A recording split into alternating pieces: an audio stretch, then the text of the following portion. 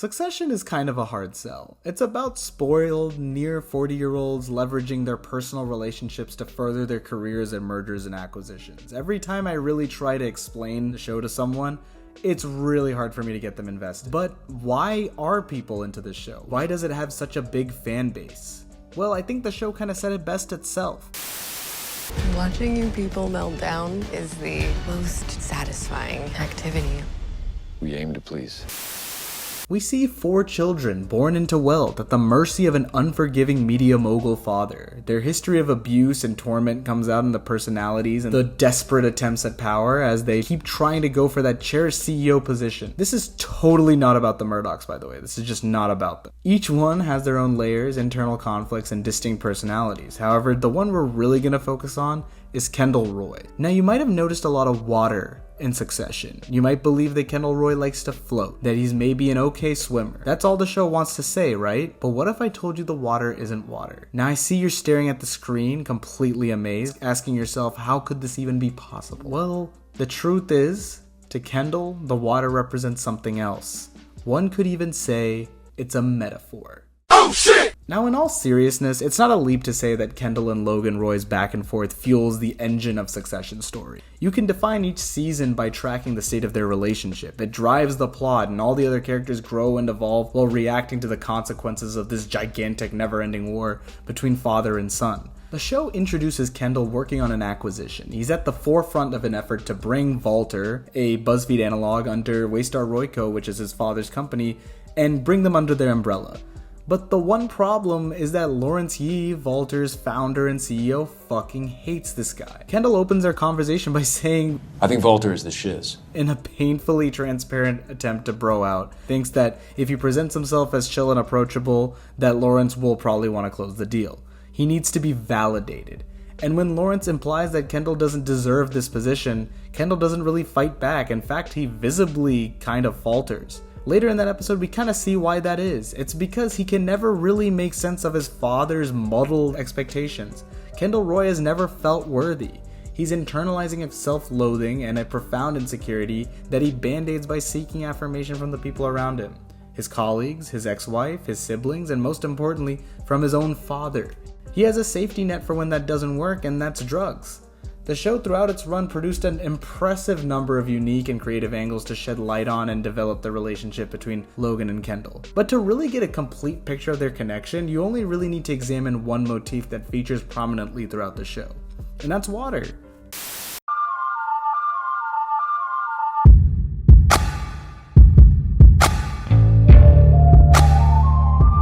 So when we start out, we're in season 1. More than the rest of the story, it revolves around Kendall trying to get out of his father's influence. After he loses that vote of no confidence, he tries to initiate a hostile takeover of Waystar, trying to become the CEO. The closest thing that Kendall can do to get Logan's love is to take over his favorite child, the company. And in response, at Shiv's wedding towards the end of the season, Logan successfully turns all the kids against him and flat out tells him the most devastating thing that Kendall would hear: that you're nothing. You're curdled cream. Deprived of any approval or love, Kendall looks to score hard drugs with his new waiter friend and drives off to buy more. A decision that literally ends in disaster. A deer in the road forces them to grab the wheel, they plunge into a lake, and Kendall's the only one that escapes from the whole wreck. The waiter doesn't. This accident perfectly encapsulates Kendall's psychology. While trying to escape the pain of his father's influences, he relies on unhealthy coping mechanisms that force him into situations which in turn seemingly endorse those said insecurities that pushed him in the first place, creating a vicious self-destructive cycle that Kendall spends the entire rest of the show failing to fight his way out of. Kendall was involved in the death of an innocent man, and even though he's certainly complicit, he's not entirely to blame, but still at the end of the day, he feels like he should take full responsibility.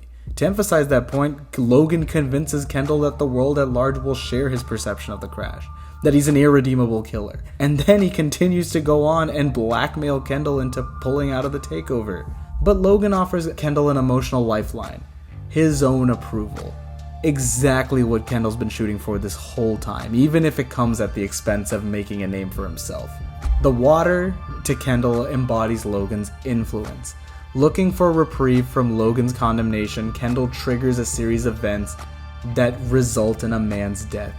a moment he refers to when he considers his own shortcomings. This impulse was born from Logan's parenting and is supported by the man himself, but he welcomes Kendall back into his orbit to keep it at bay. Blackmail disguised as quid pro quo. Could it be any more obvious that Kendall crashes into the pool of his father's love after crashing out and not getting the approval he desires?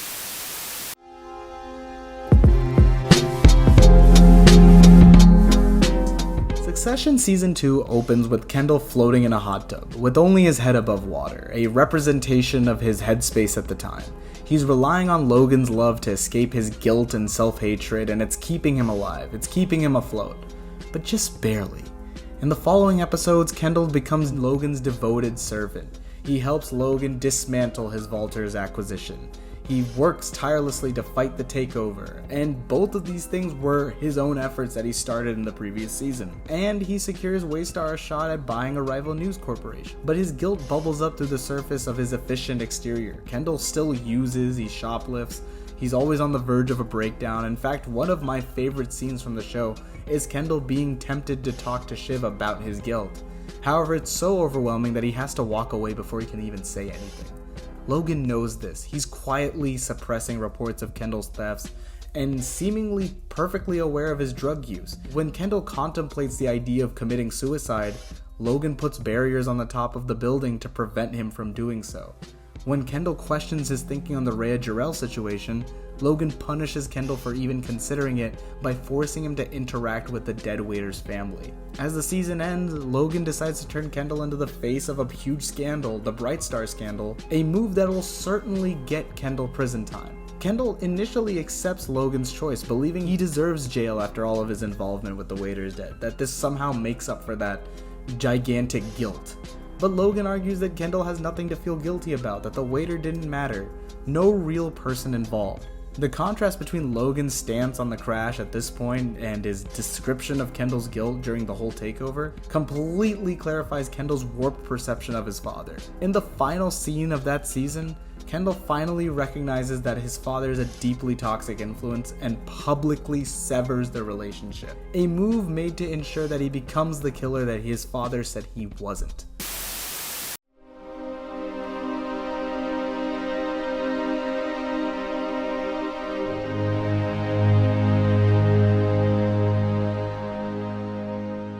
The next season opens with Kendall in the aftermath, lying in an empty bathtub, trying to center himself. For the first time in his life, for better or for worse, Kendall is truly outside of the pool of Logan's influence. Where the water should be, there is none. However, Kendall still feels shame for his role in the waiter's death. When Kendall sees Logan's bodyguard, man who supposedly got rid of the evidence that Kendall was involved in the accident, he's shaken when he's reminded of the crash. Instead of begging Logan for recognition, Kendall looks everywhere else for acceptance. First, he checks with Rava, but as always, that gets nowhere. Then he works with his siblings, hoping they'll join him in the fight against his father, but they fear Logan more than they love Kendall, and he fails there as well. Without other options, Kendall doubles down on a public campaign. If he can't get validation from his family, he'll get it from everyone else. To Kendall, this means painting himself as a progressive feminist warrior, a reformed polluter using his resources to save the world. Fuck the patriarchy! Obviously no one buys this act, but he's dug himself so deep into this weird moral image that he completely fails at testifying against his father. A mistake that pretty much kills his case. After realizing the futility of his quest for validation, Kendall tries to leave the game entirely. He accepts Logan's offer to buy his stake in Waystar's holding company, and for the first time, in a face-to-face with his father, he finally tells him his honest take on Logan's character. Because I love you, but you're kind of evil. Don't talk about things you don't understand. Well, you're smart. But what you've done is you've monetized all the fucking the American resentments of class and race. And I thought I was just telling folks the weather. You've turned black bile into silver dollars. And Logan doesn't want to hear this at all. And though he's honest, which when you're talking about Logan is nothing to shit on, he's certainly not tactful. Logan, deeply wounded, reacts predictably and aggressively, throwing the waiter's death in Kendall's face, telling him that he understands nothing about the world. A petty attempt to hurt his feelings that works even better than expected. Having failed to take down his father, to win the people's love and acceptance, to rally his siblings, and now he can't even escape the plot of Succession itself, Kendall succumbs to self-loathing.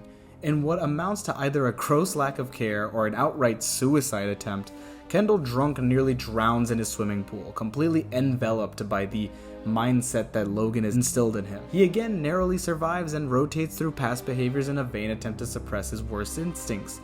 But when pushed by his siblings, Kendall honestly and directly tells them what happened at Shiv's wedding. And to his surprise, Shiv and Roman rally behind him, and he finally receives the acceptance he's been fighting for this entire story. By admitting his insecurities and confronting them, Kendall gets the emotional bankrolling he needs without pretending to be someone he's not. And for the rest of the episode, he feels like a real person. Before the siblings confront Logan about the Gojo deal, Kendall meets the eyes of the bodyguard with an unwavering resolve.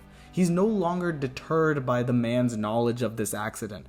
It's something that he wouldn't have been able to even do way early in the episode. Kendall in the hot tub set the stage for a new version of this character with Logan's backing. In the empty bathtub, we're teased Kendall on his own, finally an independent operator.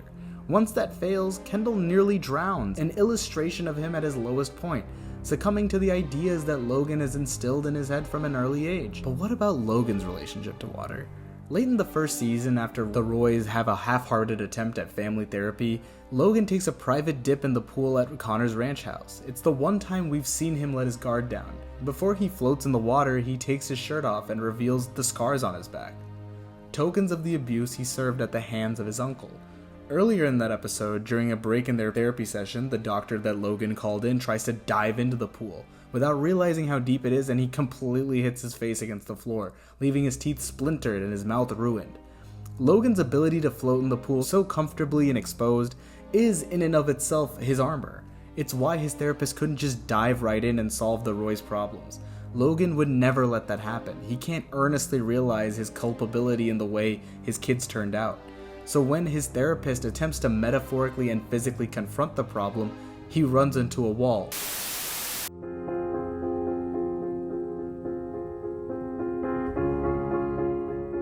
All this comes to a head in the final season. Logan dies. And now Kendall discovers a document in which Logan might have named him as the Waystar next CEO. And he pretty much internalizes that as the validation he's always wanted. Mere minutes after looking through that document and creating it into a job as the interim CEO, Kendall decides to cut his siblings out entirely of all his strategies. He successfully announces a product launch and demonstrates his new piece by effortlessly treading in that choppy ocean water, much like his father way back in season 1. In the show's finale, his siblings finally decide to give him the top job after all the conflict they've been going through. Kendall standing on the platform above Roman and Shiv, who tread in the water below. They just swam out to him, and though they've decided to allow to give him what he wants, the climax of the episode shows that they're still the ones who fully succumb to Logan's programming. Roman ends the series fully accepting his inability to do pretty much anything, and during the boardroom vote, Shiv lashes out at Kendall to assert any semblance of her own agency. Like Logan, she can't just eat shit. When Shiv chooses to confront Kendall and his involvement in the waiter's death, Kendall proves that he's seemingly forgotten the lesson he learned in Italy. That's not an issue. That didn't happen. Wait, it didn't. What? It's just a thing I said. It's a thing I said. I made. And he tries to backtrack his confession. Logan writing his name on the piece of paper in his mind gave him the absolution and the validation he really needed. This spirals into one of the worst fights the siblings have ever had, a proper climax for the show, and it results in him losing the company. This time for good. We finally leave Kendall Roy staring at a turbulent water from behind a fence in Battery Park. It, like the power and the influence Logan once wielded, is forever out of reach. In concept, Kendall's an extremely simple character. He's deep down a child that has everything he could ever have, except the one thing he wants: genuine affection. He just needs a hug. That could get stale.